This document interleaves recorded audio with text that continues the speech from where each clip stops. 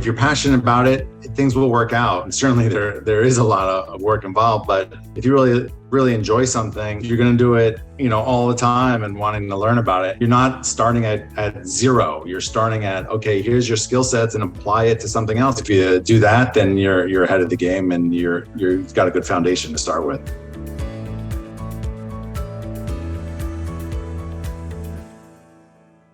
Welcome, everyone, to the Road Less Traveled Show. This is a show about people that were successful in a previous career and left that career to go down a different path. I'm your co-host, Richard Coyne. And I'm your co-host, Bill Zahller. On today's show, we're so pleased to have Gary Lipsky with us. Gary, welcome. Thanks for having me, guys. Absolutely, Gary. Well, thank you again for being a guest on the Road Less Traveled Show. To start with, can you tell our listeners a little bit about your background, what line of work you initially started in, how long you're in that line of work? Yeah, I've been an entrepreneur my whole life. In college, I started a restaurant delivery service, kind of like a DoorDash and a Postmates. And I co-produced 3 low-budget independent films in my 20s. And then I started an after-school outdoor ed and leadership development program in Southern California. And we were working with 9,000 students daily by the time I sold that and got into real estate full-time. Oh, wow. Yeah. What your age were the kids? Were they high school, middle school, grade school?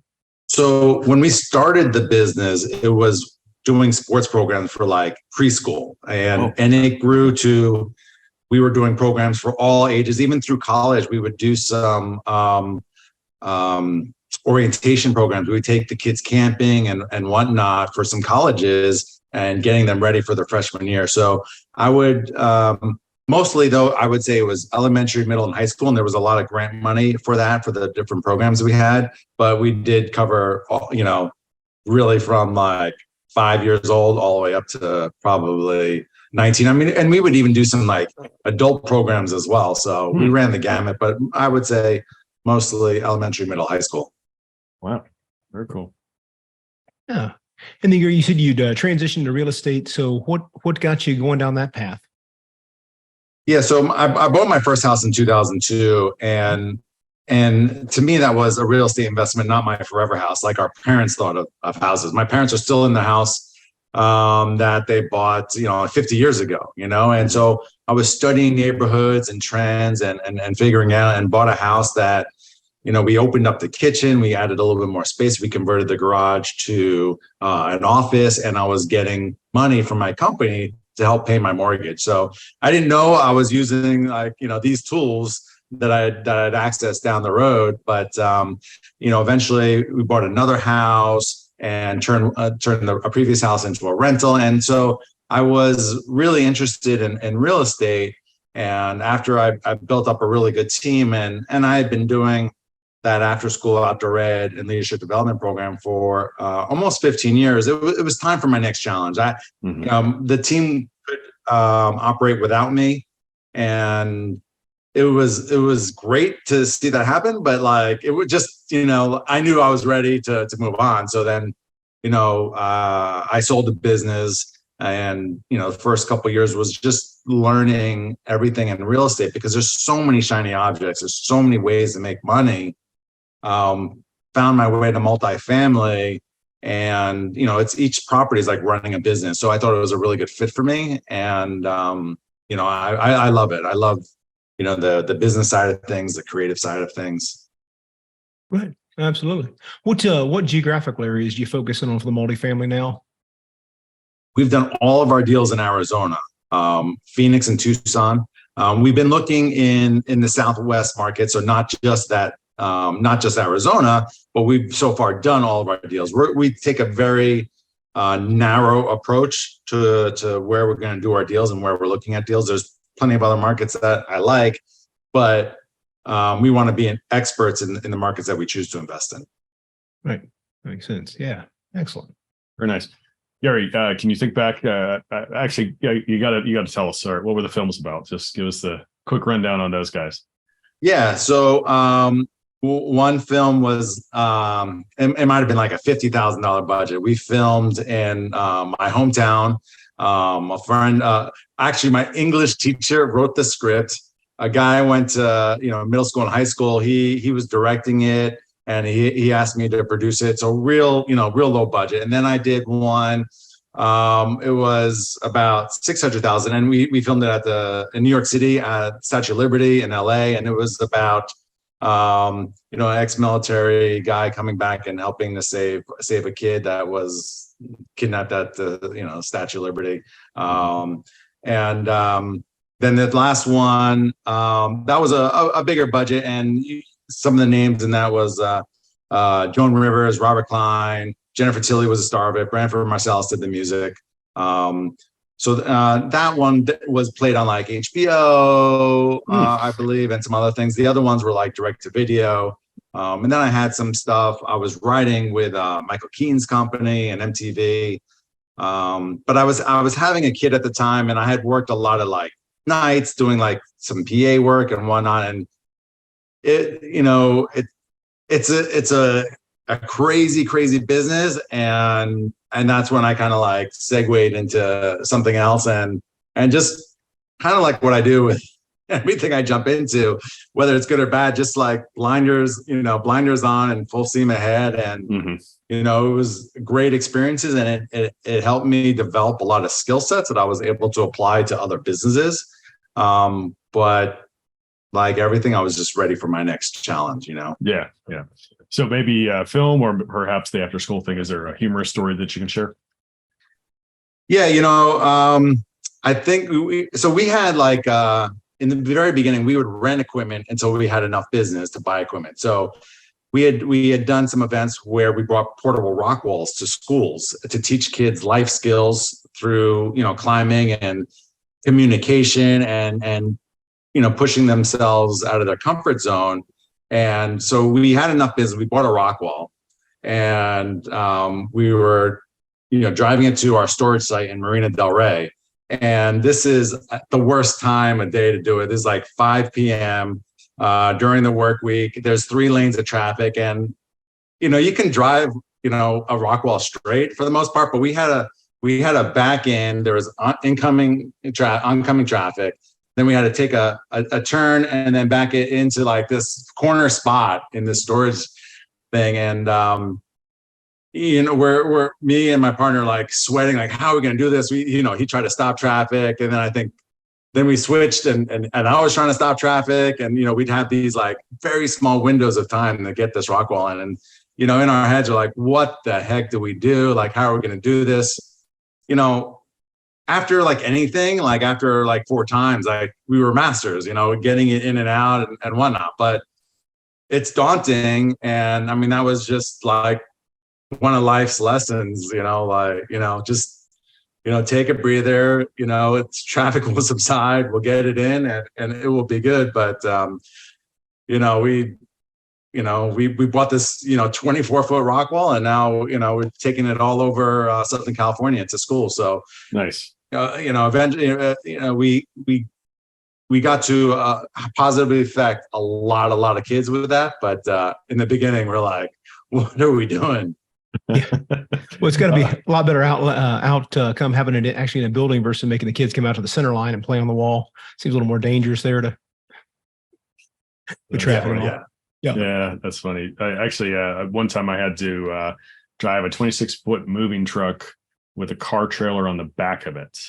So by the time if you walked it off, I was as long as a semi. And when you're used to driving a 15-foot vehicle, normal car, it's massive what you're dealing with when you're driving something that long. So I imagine, hauling that rock wall behind whatever vehicle you were in, had to be super long. And I can imagine the challenges backing that thing up, and as well as getting it into the space, like you said. So, wow.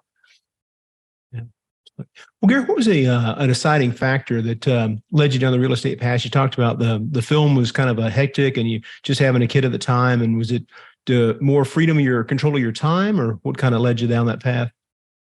I wanted to be in control of my own destiny, and with film, you can write and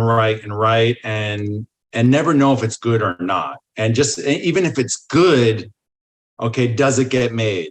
And if it gets made, does it get released? And if it gets released, does it get promoted? So all these other factors are out of your control. And I hated that. I wanted to be in control of my own destiny. I knew that if I worked my butt off, and if I did X, Y, and Z, that for the most part, I'd have a very high chance of being successful. And so we did that with the after school programs and real estate. I love the action. And so, like I said, I had built up a really good team. It didn't really need me. So, I had been investing in real estate and wanted to see how far I can take it. And so I jumped into that and learned as much as I could. And I always have that growth mindset. Like there's always something to learn. It's always ever changing. And I really instill that on my team as well. Nice. Gary, as you think about that shift from the after school program into the real estate, kind of where you made that, a full-time thing, were there initially some obstacles you had to overcome? Oh, absolutely.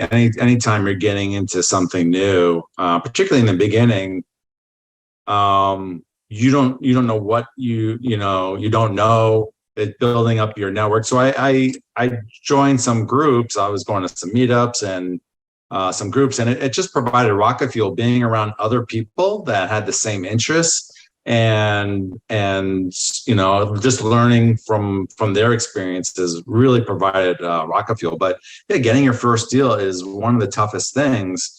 Once you can break that seal, then the door opens up quite a bit. But having a broker trust you on a deal, getting it financed, raising all the capital, and executing on your business plan, it's all new and hard to do. But once you get that first one, then it becomes much easier. Mm-hmm. Yep, absolutely. Yeah, there's Richard and I have talked about many times on the show that what was the timeline? It was like 15 months or something like that for. Yeah. Actually, the first one accomplished when we started out too. It'll, like you said, a lot of legwork, a lot of meet with brokers, building credibility, and yeah, once you, but like I said, after that, they fell quickly after that. But it was definitely that first one's a lot of work. But I think it's probably good too, is some kind of a barrier to entry that keep people that are dedicated to the craft and want to grow. Well, Gary, what was as you think back to what was one of your first victories as you transitioned into real estate, multifamily specifically, that you realize, this is the right path. I can achieve this, and it's what I'm looking to do. Yeah, I would guess my first deal, it was a 42 unit, 1.65 million in Tucson. So dirt cheap, but and it looked like an old rundown motel, very bad property management. So real easy as far, we've been doing the same thing since then. That value add plan, change the name. Work on the exterior look, improve property management, do interiors, add amenities when you can. But that was a really great learning experience, and my first big win that we could build upon it. And we ended up doing a second deal within 5 months later that was over 15 million. But if you didn't do the 1.65, we never would have had the confidence or the ability to partner with other people and take down a much bigger deal. Yeah. Right. Wow. Absolutely, that's impressive. That's an impressive jump. Yeah. Going from the, 1.5 million, 1.6, whatever you said to 15. Wow. So nice. Gary, is there in your real estate world and in what you do now, is there a funny story you can share? I don't know about a funny story. One story that pops to mind is, if anyone's been doing this long enough, you're going to have, unfortunately, a dead body that you're going to have to deal with. Someone passes away on your property. It's, I guess, a rite of passage. Yeah. And we had that on the very first property, I think within like the first month, and we're like, yikes, we're getting baptized really, really early here. But you do have a property management team that helps you deal with that issue. But there's always crazy stories along the way of tenants doing crazy stuff. Sometimes guns, drugs, this, that. It's not that we're having really bad properties, but it does come on site, and you have to deal with it. But it's a wild roller coaster ride. Yeah, people like to think that there's a black and white barrier between a C property and a B property and an A property, and there's you're never going to have the problems in an A property. That's baloney. I mean, we say it all the time that you could have a neighborhood of $110 million homes, and in there you're going to have crime. You're going to have somebody that doesn't pay their bills. You're going to have somebody that there might be a death or worse, a worse issue, a murder, but again, it doesn't, it's just human nature. Unfortunately, humans sometimes are not nice to each other. And, that transcends all property classes. Now, the likelihood of a few more problems in a C property, than an A is probably true. But at the same point in time, it really doesn't matter. I mean, you can have some of those issues. You obviously just have to be prepared to deal with it. And again, like you said, your property manager helped you through that situation. And obviously, it's unfortunate, but it's going to happen. So, yeah. Yeah. Well, Gary, where are you today in your journey with Break of Day Capital, your business as you grow it, kind of where you are now and where your future, 3-5 year goal is? Yeah. So we've done $250 million in real estate transactions now. And we're on our way to $1 billion, over the next few years. Certainly quality is more important than quantity, so in our goals, we don't really talk about the 1 billion mark. I think that's a big mark for everyone. We talk about doing really good deals, more importantly, and eventually we'll get there. But as we keep building up our team and we've had great broker relationships and raising capital. You just get a big, build up a bigger and bigger list over time, and by doing good work, that's growth is inevitable. And certainly these are little, deal flow's a little slower, a little bit hard to raise money right now, but in the not too distant future, things will be revving up again pretty quickly.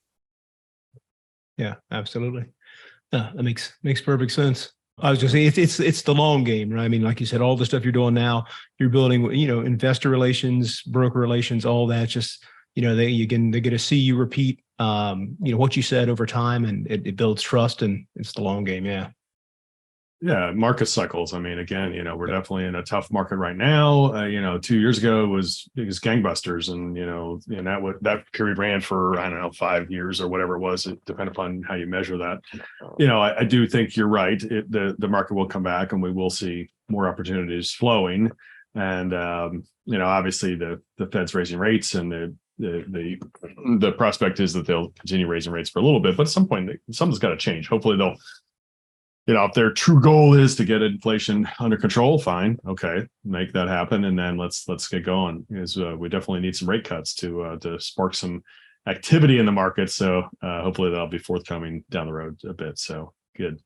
Gary, is there something you do personally, or perhaps through your business, that you can share that you do to give back, to help others in some way?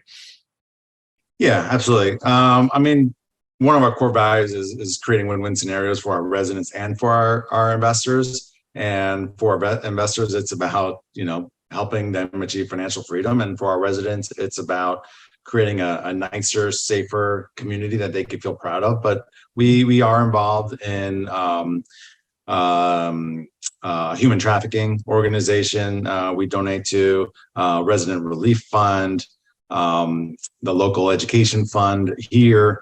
So there's a bunch of different nonprofits that we give back to. We know, whatever we give, we get back tenfold. So it makes life a lot more enjoyable when you can provide for a lot of other people and teach them what we're doing. So we're pretty active in giving back. It's important for every member of our team to participate in something. That's great. Yeah. We'll touch on what some of the things we do as we wrap the show. But one of the things quote that I've always loved from Tony Robbins is, the secret to living is giving. And again, you're right. We are blessed with so many opportunities and so many good things in our lives that, I think it's kind of a duty and a responsibility to give back and to help others in some way. So nice. Yeah. Well, Gary, is there something you've recently implemented in your business that's kind of helped you scale as you grow? Yeah, I wouldn't say recently implemented, but something that I try to give for myself and for all my employees is taking them outside. So they're working on their role, on the business versus in the business all the time, because that's when ideas happen. So we'll invest in different workshops for people and workshops for me as well. And it might not even be something from the workshop, but it just gives me that freedom of to like really come up with new ideas. And I'm always looking for new ideas from my team, particularly when we hire someone new. They have a very unique perspective of, just because we're doing something doesn't mean we have to keep doing it. And if we can improve it, Kaizen is one of our values, and it's constant improvement. And so we're always looking for new ideas. And so it's important for me and to give to everyone on the team is that freedom, and not have them just constantly grinding, so that they have that opportunity to come up with new ideas. Yeah, absolutely. I mean, that's that small continuous improvement. We're believers in that ourselves, and kind of the same thing. Like I said, instead of being stuck in the business, the day-to-day grind, just getting to the next spot. What was it? Carl Newton, I believe, the Deep Work, his book about where they had to unplug, and people that had the breakthroughs that take 1 week, 2 weeks sabbatical, and just focus on like the new ideas and the growth comes from, versus just being stuck in it. Yeah. That's also great that you engage your team in that same fashion, that for them to be able to step back and look at different things about their role and what they're doing to try to come up with new ideas. That's great engagement, and obviously that's the kind of thing that helps people want to be there, want to stay with your firm, because they are engaged and you're listening to them, you're valuing their opinion and their perspectives, and again, it's not just a dictatorial top down situation. You're engaging everybody across the board. So very nice. Good. Gary, what advice would you give someone who's considering making a path change? I would say go for it. And if you're passionate about it, things will work out. That passion is so important, because it's not about work and grinding. And certainly there is a lot of work involved, but if you really enjoy something, then you're gonna do it, all the time, and wanting to learn about it. And it's funny, I had this conversation with my daughter recently. She's going to be a senior in college, and she's contemplating doing like a shift. And she's like, well, you've done a bunch of shifts, how did you, what was your mindset? And it's don't, take your skill sets and apply it to something else. You're not starting at zero. You're starting at, okay, here's your skill sets, and apply it to something else where you can, take the ladder and keep moving up. Because everyone has transferable skills. So, look at it that way and apply yourself. And, if you do that, then you're ahead of the game, and you've got a good foundation to start with. Nice. That's great advice. Yeah. Yeah. Well, Gary, what's the best way for our listeners to reach you and learn more about you and Break of Day Capital have in the works? Yeah, head over to our website, breakofdaycapital.com. Yeah, and you could sign up for our newsletter. We actually have a live 506C deal. We have a real estate investor podcast. So tons of investor resources on our site. So that's the best way, but we're also on Instagram and Facebook and LinkedIn as well. Great. Put some links in the show notes below, so make it easier for our listeners to reach out and stay in touch with you. Well, Gary, I really want to thank you for being on the Road Less Traveled show today. Really enjoyed the conversation and wish you continued success. Thanks for having me. It's a much different podcast than I've used to, so it was really great. Thank you. Great. Thank you. Yeah, absolutely. Gary, thank you for being on. We really do appreciate your time. And again, it's always great to hear your stories and kind of what got you here, and that kind of thing, as far as where you're going, of course, but we've all had oftentimes we've had some strange things in our past that got us to where we are. So it's always fun to hear that. So I appreciate it. So we'd also like to thank our listeners. Please continue to give us a 5-star rating so we can bring you more great content like our show today with Gary Lipsky. And we want to remind everybody of a couple of important things that Park Capital Partners has going on. First, we have the Park Capital Partners Value Add Fund, which is a 506c fund open today to accredited investors. Second, we have the Park Capital Partners Foundation, which is a 501(c) nonprofit. And Bill and I created that as an additional way that we give back. And the way that works quickly is that we fund the operations of that foundation. So all money donated goes to do its best work to help others. Second, we donate personally. Third, we donate corporately. And finally, when investors invest with us, we make a donation to honor that investor to a pre-selected list of 15 different charities, including Operation Underground Railroad. And there's some homeless and some feeding the hungry charities in there, as well as others. So really want to thank everybody for joining. Please certainly reach out to Bill and I. We are at parkcapitalpartnersllc.com, parkcapitalpartnersllc.com. Reach out, say hello. And remember, folks, the road less traveled may be calling you. We recommend that you listen and take action. Thanks for joining.